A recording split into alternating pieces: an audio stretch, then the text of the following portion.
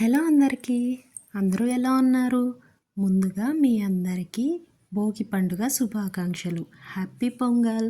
ఈ భోగి పండుగ రోజు మా పిల్లలకి భోగి పండ్లు పోస్తూ ఈ భోగి పండుగ విశిష్టత గురించి తెలుసుకుందాం. సూర్యభగవానుడు మకర రాశిలోకి ప్రవేశించే పుణ్యకాలం. కేవలం కాలమార్పు మాత్రమే కాదు, అది మన సంస్కృతికి చిహ్నం. ధాన్యరాశులు ఇల్లు చేరి రైతన్నల సంబరం అంబరాన్నంటే సమయం. సంక్రాంతి పండుగలో మొదటిదైన భోగి అత్యంత విశిష్టమైనది. భోగి మంటలు, భోగి పండ్లు మనసును పరవశింపజేస్తాయి కదా. భోగి అంటే అనుభవించడం అని అర్థం. ఈ రోజున ఇంద్రుడిని పూజిస్తారు. కాలానికి తగ్గట్టు వర్షాలు కురిపించినందుకు కృతజ్ఞతలు తెలియజేస్తారు ఆ ఇంద్రునికి. తెల్లవారుజామున భోగి మంటలు వేయడం మన ఆచారం. చీకటిని చీలుస్తూ ఆకాశమంత ఎత్తుకు లేచే అగ్నిశిఖలు కొత్త ఆశలను చిగురింపజేస్తాయి, చలిని తరిమేస్తాయి.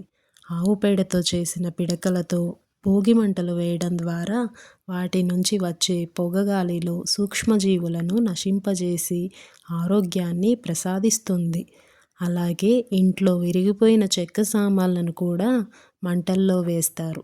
ఇలా చేయడంలో మనలోని వెనుకబడిన ఆలోచనలు, అభివృద్ధిని ఆటంకపరిచిన అలవాట్లు, కోపం, ద్వేషం, స్వార్థం, కపటం వంటి మాలిన్యాలను దహింపచేయాలనేది, తద్వారా సర్వశుభాలు చేకూరుతాయనేది ఈ పండగ ఆంతర్యం.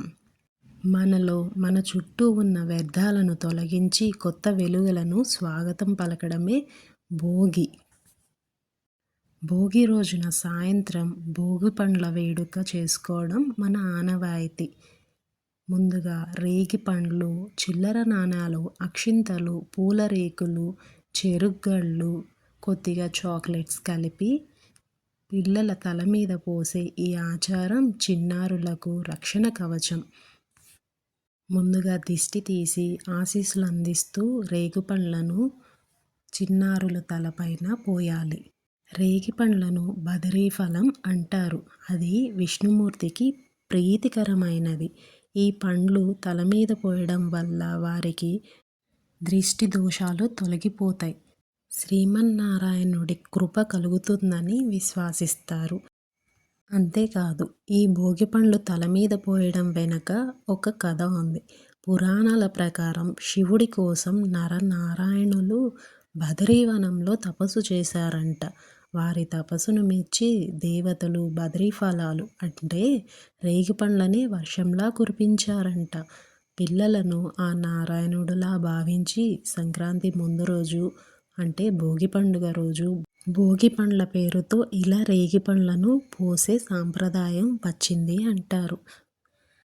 పిల్లలు పుట్టినప్పుడు మాడు మెత్తగా ఉంటుందని తెలుసు కదా, దాన్ని బ్రహ్మరంధ్రంగాను భావిస్తారు. రేగు పండ్లను తల మీద పోసినప్పుడు వాటి నుంచి వచ్చే సువాసనలు దాన్ని ప్రేరేపితం చేస్తాయంట.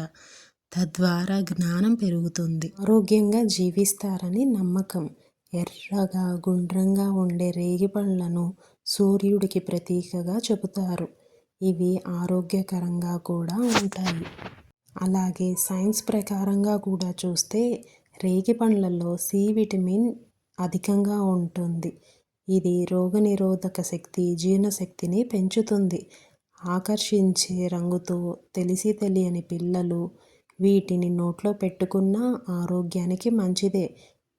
దీర్ఘాయుష్మాన్ భవ అని కలకాలం సంతోషంగా జీవించు అని మనసారా మన బిడ్డను నలుగురు దీవిస్తుంటే అదో ఆనందం కదా. అంతకన్నా ఇంకేం కావాలి మరి.